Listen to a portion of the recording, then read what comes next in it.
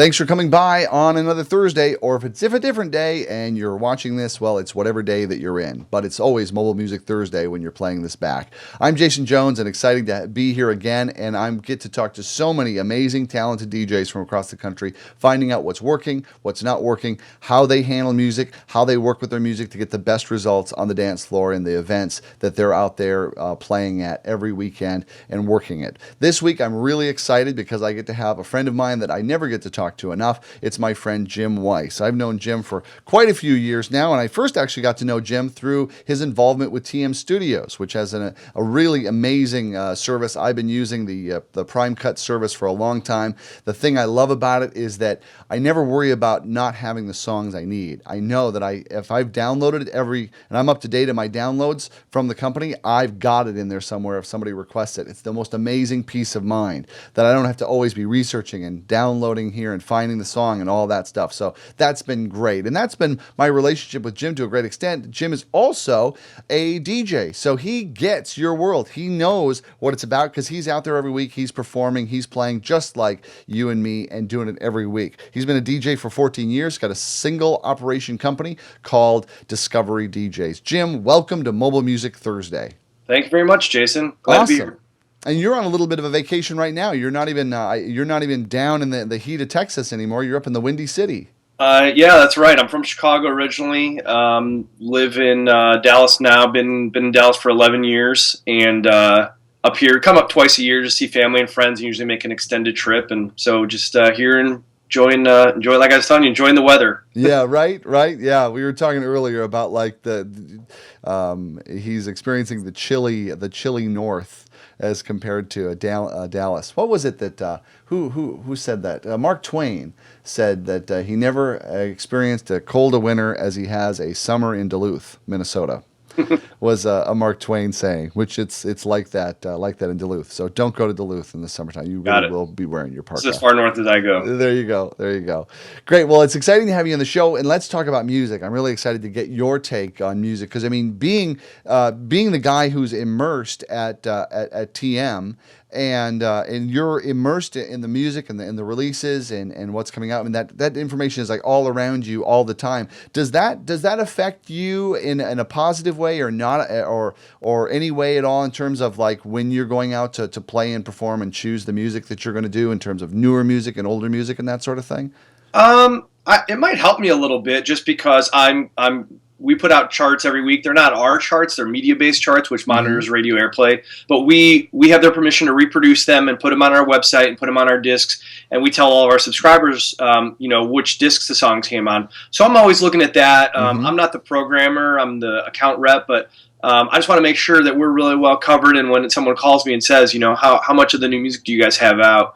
And I like to say, well, we have 99% or so at any given time. So I like to just kind of go and make sure I'm telling everybody the truth still. And I have a lot of pride in the product that we do, and so it's kind of cool that my two jobs really go hand in hand with each other. Yeah, that is really cool. And so, and you're experiencing when you get out there and people are making requests and things like that. So you're working off a TM library, that you're being fulfilled every week, and like it sounds like you're experiencing what I am. If they'll request something you haven't heard of, you're like, let me look, and like, yeah. I have it. Let's see how that is. I had a bar gig that I did for 7 years, and one of the things I loved about doing that is that the people come up and make requests, and I'd be like, oh, well, I haven't heard of that song, and I'd listen to it and I'd be like, oh, that's pretty good. So I'd play it, and if I get a good response to the room, I'm like, I'll add that to my other events that aren't just a weekly gig like that. Kind of like test it right there in the bar as far as response goes and that sort of thing. So let's shift gears a little bit and talk about like kind of programming. And when I talk about like programming the music for your night, I mean, what I'm talking about is basically kind of like the game plan that you go in. I mean, there are I would say traditional thoughts, and I don't even know if this is tradition. This is just kind of what DJs as a whole have done for a long, long time. And I'm talking to a lot of DJs that are really shaking it up and really doing different things to get different results and kind of break away from this pattern. And I'm interested to see if this is a pattern you follow, or if you're breaking away, or you're trying something different, or what exactly your approach is, because everyone has their own unique approach. And that is for an example, is if the traditional thing is like the wedding dance starts. At the very beginning, you play some oldies, you play some older stuff that are going to appeal to the older crowd that's there, and then you work in maybe a few dance songs, things like that, maybe some like 80s hook songs, like I Love Rock and Roll, stuff like that. And then about midway through the night, you decide, well, this is about the time, about 10 o'clock, this is about when all the old people go home, so let's get into rock and roll and hip hop and just rock it out through the rest of the night all the way to the end. Yeah, it's a semi-loaded question from the standpoint of, I do have some weddings that I do follow that kind of template or boilerplate, if you will. Well, I'm not saying it's bad. I'm just saying that's what's common. And it's a formula that we know it's worked for so long. So you kind of, it's almost like trying to break a song at a wedding. You're not going to break a song at a wedding. People want to know what's familiar to them. Right. And there's a reason why that formula has worked, because the older guests are probably going to leave earlier. Mm-hmm. So you want to make sure that they had a good time. So for me, it's more about, deciding where I'm going to start. Mm-hmm. And it's interesting because I network with a lot of DJs in Dallas. Probably like once a week I'm having lunch with a DJ friend. Cool. And I like to talk about music and programming and stuff. And one of my favorite questions I like to ask other DJs, and I can even spin this on you if you want, is I like to know, what is your... for me, I always ask two things, like, what's your first open dancing song? Is it a fast or a slow? And then what is your first fast if it's a slow? And so for me, like, it seems like a lot of us, we kind of have, if we do have kind of I like to start with this, just kind of ramp things up a little bit. For a long time, one of my favorite ones to start with was Ain't Too Proud to Beg. Because I felt like it was timeless. It was in a movie, maybe 10 or 15 years ago. I forget what movie it was in. People kind of liked it. It's timeless. People love Motown. You could go into a whole bunch of different things from there. A friend of mine told me that he really liked to play September. Mm-hmm. And it was funny because I'm not a big fan of that kind of era. Not that matters, but I just kind of really didn't even consider that. And so then I said, well, let me try this. And I started throwing that one in. And then another friend told me he uses Respect. And so it's cool to hear what all these other people like to do in that situation and just try it myself and see how it works. Right, absolutely. And I guess, I'm trying, as you're talking about that, I'm trying to think like, because it often will depend on the circumstance and the ratio of the ages that I have in the room. And I'm not going to give you an answer like depends, because but I'm going to give you an example of what I would do in different situations. So if I've got like the majority of everybody is like say under 50, vast majority, I might start with something like, I might even start with like Usher. Yeah, I'll start with something that more high energy and more high beat, more intense, that sort of thing, like that. Or I will start off with something that would be like from the 80s, particularly Michael Jackson. Yeah. Because Michael Jackson is like this, there's this intergenerational love of Michael Jackson and familiarity. Like there's so many, like the songs of the one that I like to use is The Way That You Make Me Feel. I've got a great remix, and I'm not a big fan of, I'm not a big fan of using remixes, because too often it sounds too different from the original song. And like you had mentioned earlier, familiarity is everything. But this one stays true to the song, but it has a lot heavier beat to it to kind of get things going. And to start off with the way you make me feel. And plus it's kind of a slower groove, so it's not like hop around, bounce around like right away, and there's room to build off of it. So I think if I was going to pick one, that would be the one that would be my most favorite go-to one. And the other one that might surprise you is I have started off with Staying Alive by the Bee Gees, because what I've discovered time and time again is that when I start that song, people will flock to the floor. It's just, now it seems as though it's one that a lot of people want to dance to, and it's slow enough that they can go out and they can kind of groove to it, but yet it's definitely like, this is a song to dance to, even though it's right around that 100 beats per minute range. Well, it's interesting that you knew, pretty much, and we can. I think that's why I like asking other DJs that question, because it's interesting how quickly we can think of that. Like, we may not be able to remember some of the songs we played halfway through the night, but for the most part, we can all think of like that those two songs that we like to start off with, that we just kind of feel like just give us a real good, running start. So. Yeah, and it's a regional thing. It's a Minnesota thing. When I was in North Dakota, I would start with something totally different. I mean, that was years ago now. But when I moved from DJing in North Dakota into DJing in Minnesota, which you would think would be like same, There's a big difference in the music that I played there and the music I played here, and I've even gone to wedding dances probably in the last 10 years and heard a lot of the same stuff I played 15 years ago, 20 Right. years ago, when I was going around the state playing there. So there's regional aspects that affect what you play. So, what you and I decide is a great hook song may not work for somebody in Southern California or Oregon.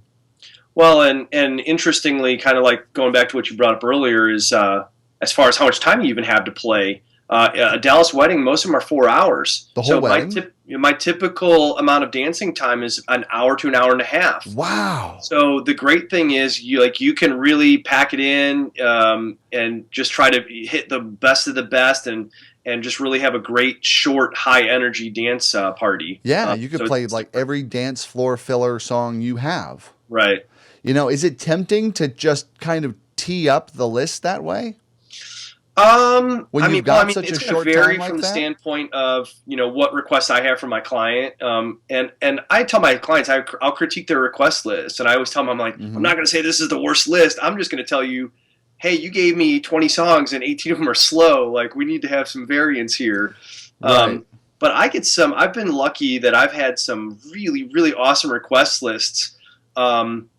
And I love when clients give me a ton of requests, and I know every DJ is different. I'd rather have a request list with like 50 songs that are requests, not you must play all these, but requests. Because there are some songs that like I'll find on those, I'll be like, I haven't played this in a long time. I play it, and then all of a sudden everyone's out, and I'm like, man, I need to add this back to my kind of rotation a little bit. Right, yeah. So, one of those kind of for me varies a was little. the Contours. Do you love me? And I'm like, oh, that's a Oh, great yeah. song. How did I forget that? I always tell everybody I forget more great songs than I can ever remember or play.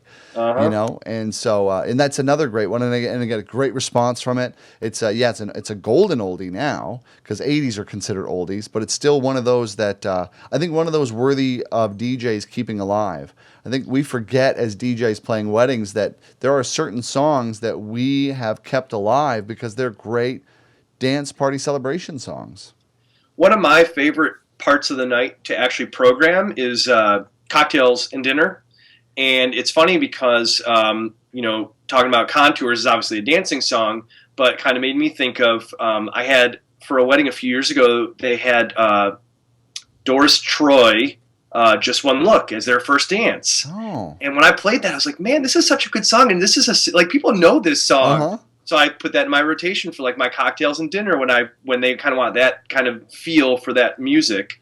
So yeah, I love when that happens, and I like how unique everyone's being these days with just. I like when I get a wedding where I have to buy a few new songs because then I'm building up my library and getting more diverse, and it's just making it more unique. Well, and also tuning in. A reoccurring topic on this show is how the influence of music on, I'll say young people, which is in their early 20s, that are getting married for the most part. They're getting influenced by music from all over the place, not just what plays on the radio. It's not just a matter of finding out what's popular on the radio anymore. You got to see what's downloads, or what are they finding on YouTube, or what are they streaming on Spotify, or what are they getting off of their radio stations on Pandora, and all these different sources, which is really kind of even diversifying popular radio.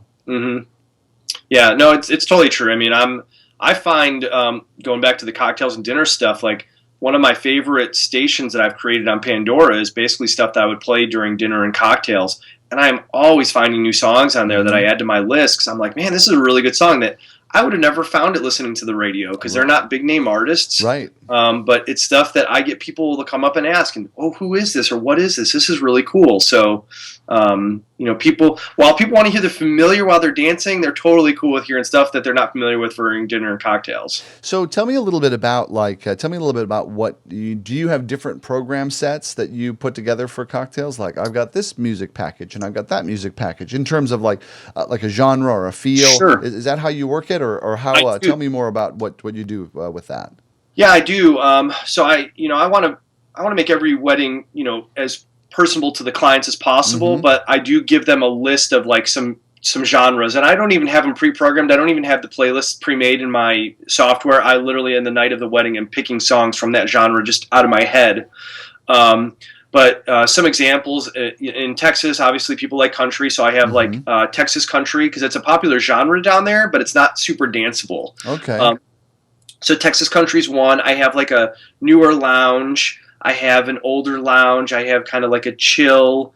I have one that's just called upbeat, where it's just any genre, any decade, it just is upbeat music. So just all these different kind of genres. I have right now the probably the most popular one right now is like the light alt rock, which is a type of music I really like right now, like Imagine Dragons, Lumineers, all that kind of stuff. And people really like that because you can't dance to it, Mumford and Sons, but it's good to listen to. Right. Do you have to watch the intensity on some of those? Like some of those maybe a little intense for background cocktail music, or no? I don't think any of the ones I play, and I'll program like it for Radioactive. I would think would be kind of an intense. That's not one I would pick for cocktails, just because it's, or say dinner, because it would just come across as a little bit intense. Or is that really not as much of a consideration with low volume? You said Radioactive? Yeah. Yeah, I wouldn't play that. That's Imagine Dragons, right? Yeah. Gosh, I can't think of the song I usually play by them right now. But yeah, I wouldn't use that one. But yeah, I would, like Mumford and Sons, I Will Wait or stuff. But yeah, I wouldn't do Radioactive. Right. So you do, yeah. So you're looking out for if it's things that are a little intense and things like that. So I'll just warn you that songs pop into my head in terms of like if it's something you're playing, and if it's been working, what the response has been. But One Republic is so listenable in terms of the electronic kind of dance kind of genre. I mean, they're kind of in there with Black Eyed Peas and, in that sort of sound, and they are, and it's really emotionally moving stuff. It's really well constructed music, but it doesn't always translate into dancing, even if I tee it up next to something really, really popular. Have you had any luck, or have you even kind of gone there or tried that? They're my, and everybody probably has their own phrase for it. I call it just my toe tappers, and those are my bridge between dinner and dancing. And so that would One Republic, Counting Stars. Is that it? Yep, Counting Stars. And like that, I would play that in between dinner and dancing. Sure, same way I would do to lift the energy. Yeah, exactly. Same, like American Authors, Best Day of My Life. That's another one, kind of same genre, same feel. And they're really upbeat, but yeah, just not super danceable. Yeah. Have you been getting any requests for, because we get these weird kind of outliers like Lord, which is totally not a danceable song, but it's so popular that they want to wander around and sing to it. In my younger days, it was No Rain by Blind Melon. It was just like, no rain, and we walk around like that, and everybody do that, and it was like, okay, weird. But hey, it works, so if it makes you happy, I'll play it. Have you had much demand for that and in response, or is it something you're not playing anymore, or maybe have you? No, I don't think I've had a single request for it, and just kind of steered away from it because it's not.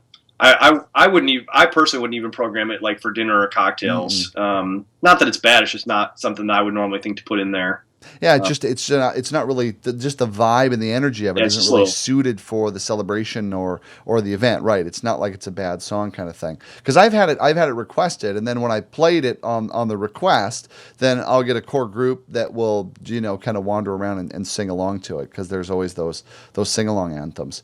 So so how do you make sure that if you're only doing an hour and a half with a 4-hour wedding including dinner, how do you make sure you keep a balance, or do you not worry about that in terms of your programming in with genres, and not forgetting to put in some slow dance songs and all that sort of thing? It seems in my experience, when I have a compressed time, I'll go, oh my gosh, I haven't played enough of this, or oh my God, I kind of have these little panic moments as I'm getting toward the end of the night. It's interesting because now that I'm used to it, I don't think twice about it. But when you're not used to it, when I tell my Chicago friends here that my weddings are 4 hours, and like, oh my gosh, how would I possibly do that? Because they're used to 3 hours of dancing. Right. So it's almost half the time. I don't think twice about it anymore, so it's kind of second nature. But when I first moved to Dallas, there was definitely some transition there, and I even had the same reaction. I'm like, how does this all fit?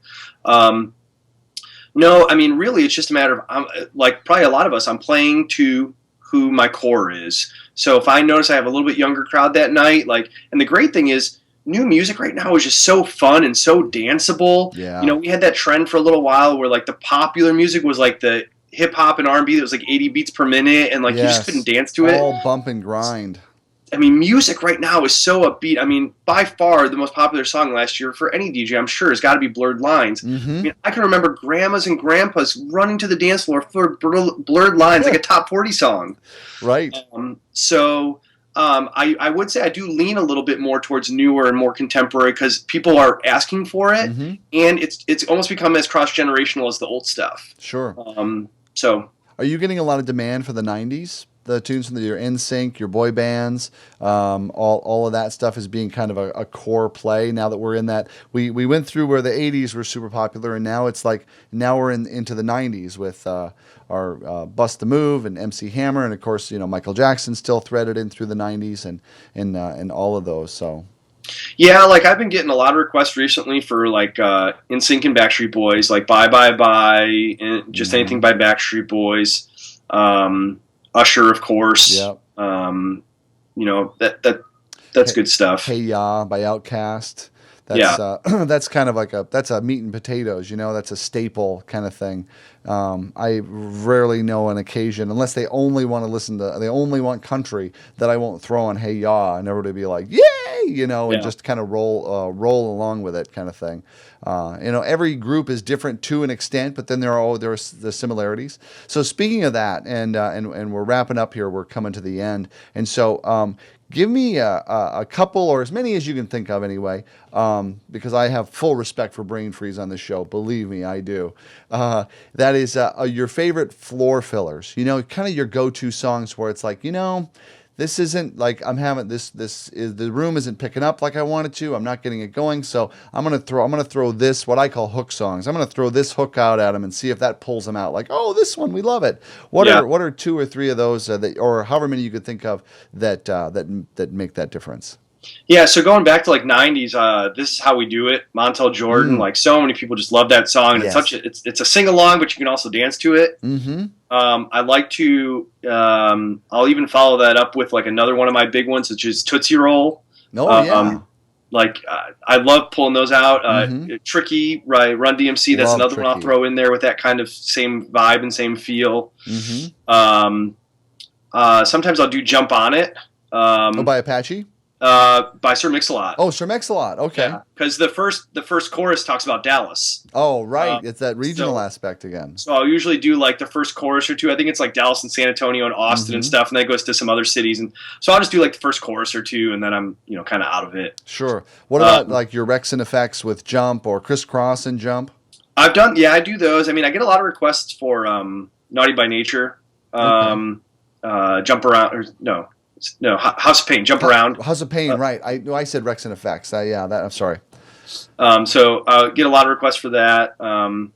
I do that from time to time. I've done Jump by Criss Cross a few times. That's not one that's been from the other DJs that I've talked to. That one is not pulled up often, nearly as much as the House of Pain one. Right. Yeah, and I've even done them back to back a few times where I'm definitely not going to make them jump for 5 minutes, but I'll play like a little bit of both because they're kind of into House of Pain, and then I'll move into the other one. And and they're definitely long songs, and there's not much more to do with those songs except for jump, and they'll do it, but you don't want them to like kind of fizzle out and get sick of jumping and then move out. Like jump, now let's do something else kind of deal. Yeah. Well, then there's of course obviously the if you're Michael Jackson, like you said, I love pulling out a Michael Jackson. Mm-hmm. And then there's of course if you're really struggling, you really need some help. It's for me, it's obviously a line dance of either like Cupid Shuffle or Wobble. But I try to save those. Like I don't think they're a total crutch, but I also kind of feel like a sense of accomplishment if I get through a whole night and don't play them because I'm like I didn't need to play them unless someone requested really wants to hear how to do the dance. If I don't need it, I'm like, hey, I got through this whole night. I didn't even need to go to those kind of layup songs. Right, exactly. It's kind of like it's going to be a guaranteed hit it out of the park kind of thing. They're going to run out there and they're going to dance the Cupid Shuffle. And it's always so awesome to have that in your back pocket to know like, okay, I'm struggling here now. I'm going to throw this out and bring everybody back and then see if I can't throw another strong hook like immediately after it to keep them out there. I always say that. Like if you're going to do a line dance song, your job is to keep them out there for those next few songs. Like, for the last couple of years, Party Rock is a good one that I knew was another one of those cross-generational ones, so I could do that after it. Or last year I did Blurred Lines a lot after like Wobbler, Cupid Shuffle. So yeah, just where it's like just you making amped sure it up. You just kind of took it to another level. Like they like the song and then they really like the next song, you know? Yep. Yeah, if you can get the I love this song squeal, you know you're going to the moon. Yep. You know? It's like I don't know. It's what it's what I love. It doesn't happen as often as I would like it to, but I just love it when they're like, yeah, when like you're tuned in to the point where like you played the song that was in their head. Right. You know, which is just the best. Jim, gosh, the time always goes so fast. So we'll have to do this again. Will you do this again with me? Definitely, yeah. Great. Well, we'll check in and we'll talk music again. I really appreciate having you on the show. Jim Weisz, Discovery DJs down in Dallas, Texas, took some time on his vacation to be with us here on Mobile Music Thursday. Be sure to leave your comments down below right here on YouTube. We're always interested in what you have to say, the songs that work for you, the sets that work for you. Share there and we'll share on the show, and maybe we'll even have you on the show. Also, check out some of the other great shows right here on Disc Jockey News TV. Tuesday nights is Tuesday Night with Ben Stowe, where you find out everything technical with John Young and Ben. And Ben he's so knowledgeable, it's amazing. And John is so good to tell us exactly what it is he's trying to tell us and bring it down so we can figure out how to apply it, make it work so that every show can sound and look the best possible. So thanks again, Jim. This is Jason Jones saying for another week. We'll talk to you next week on Mobile Music Thursday.